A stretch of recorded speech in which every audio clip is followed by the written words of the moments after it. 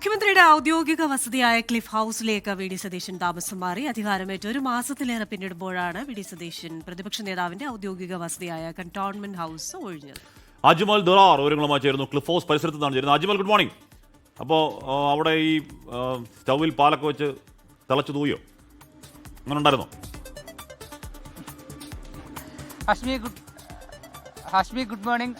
ഈ പറഞ്ഞതുപോലെ പ്രതിപക്ഷ നേതാവായി കഴിഞ്ഞ 5 വർഷം ഔദ്യോഗിക വസതിയായി ലഭിച്ചിരുന്ന കണ്ടോൺമെന്റ് ഹൗസിലായിരുന്നു ഇപ്പോൾ മുഖ്യമന്ത്രിയായ ശേഷവും കഴിഞ്ഞ ഒരു മാസം വി ഡി സതീശൻ താമസിച്ചിരുന്നത്. ഇപ്പോൾ ഞാൻ നിൽക്കുന്നത് ഈ ക്ലിഫ് ഹൗസ് പരിസരത്തിലേക്കുള്ള പ്രവേശന കവാടത്തിലാണ്. നമുക്ക് ഒരു 200 മീറ്റർ അകലെ മാറ്റിയാണ് മാധ്യമങ്ങൾ നിർത്തിയിരിക്കുന്നത്. നമുക്ക് മാധ്യമങ്ങൾക്ക് അടക്കം അങ്ങോട്ടേക്ക് പ്രവേശനമില്ല. ഇപ്പോൾ ഇവിടെ ചില അറ്റകുറ്റപ്പണികൾ ഉണ്ടായിരുന്ന കാരണത്താൽ കഴിഞ്ഞ ഒരു മാസത്തിനിടെ മുഖ്യമന്ത്രിക്ക് ക്ലിഫ് ഹൗസിലേക്ക് മാറാൻ കഴിയാത്ത സാഹചര്യമാണ് ഉണ്ടായിരുന്നത്. പൊതുമരാമത്ത് വകുപ്പിന് കീഴിലുള്ള കെട്ടിടമാണ് ക്ലിഫ് ഹൗസ്, നമുക്കറിയാം. ഇവിടെ ചോർച്ച, അതോടൊപ്പം തന്നെ പെയിന്റിന്റെ പണി പൂർത്തിയാക്കൽ, അങ്ങനെ പല അറ്റകുറ്റപ്പണികളും ഇവിടെ ഉണ്ടായിരുന്നു.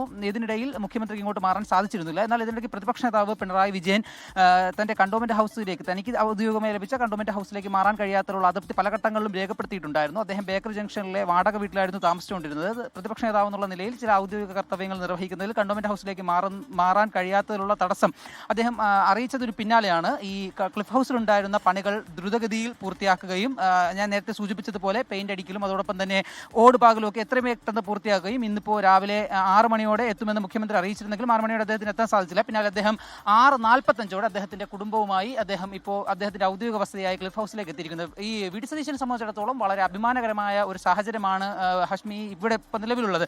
കാരണം കഴിഞ്ഞ 100 സീറ്റ് ലഭിക്കാത്ത പക്ഷം, തന്റെ മുന്നണിക്ക് 100 സീറ്റ് ലഭിക്കാത്ത പക്ഷം താൻ വനവാസത്തിന് പോകുമെന്ന് പറഞ്ഞ പ്രതിപക്ഷ നേതാവാണ് ഇപ്പോൾ ഔദ്യോഗിക വസതിയായ മുഖ്യമന്ത്രിയുടെ ഔദ്യോഗിക വസതിയായ ക്ലിഫ് ഹൗസിലേക്ക് അദ്ദേഹത്തിന് മാറാൻ കഴിയുന്ന ഒരു സാഹചര്യം കേരളത്തിലെ ജനത അദ്ദേഹത്തിന് അനുവദിച്ച് നൽകിയിരിക്കുന്നത്. ഏതായാലും ഈ സാഹചര്യത്തിൽ ഇപ്പോൾ പ്രതിപക്ഷ നേതാവായ പിണറായി വിജയനെ സംബന്ധിച്ചിടത്തോളം അദ്ദേഹത്തിന് ഔദ്യോഗിക വസതിയായ കണ്ടോൺമെന്റ് ഹൗസിലേക്ക് മാറാനുള്ള തടസ്സങ്ങൾ നീക്കിയിരിക്കുകയാണ്. അദ്ദേഹം എത്രയും പെട്ടെന്ന് തന്റെ ഔദ്യോഗിക വസതിയായ കണ്ടോൺമെന്റ് ഹൗസിലേക്ക് മാറുമെന്ന് പ്രതീക്ഷിക്കാം. ഹാഷ്മി, ഓക്കെ.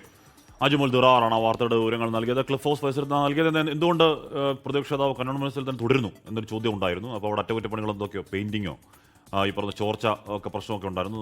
അപ്പോൾ അതൊക്കെ ഒന്ന് പരിഹരിച്ചിട്ടാണ് അങ്ങോട്ടൊക്കെ മാറുന്നത് എന്നായിരുന്നു പറഞ്ഞു കേട്ടോ. എന്തായാലും ഇന്ന് രാവിലെ അങ്ങോട്ട് താമസം മാറി. ഇനി പ്രതിപക്ഷ നേതാവ് കണ്ടോൺമെന്റിലോട്ട് വരികയാണ്.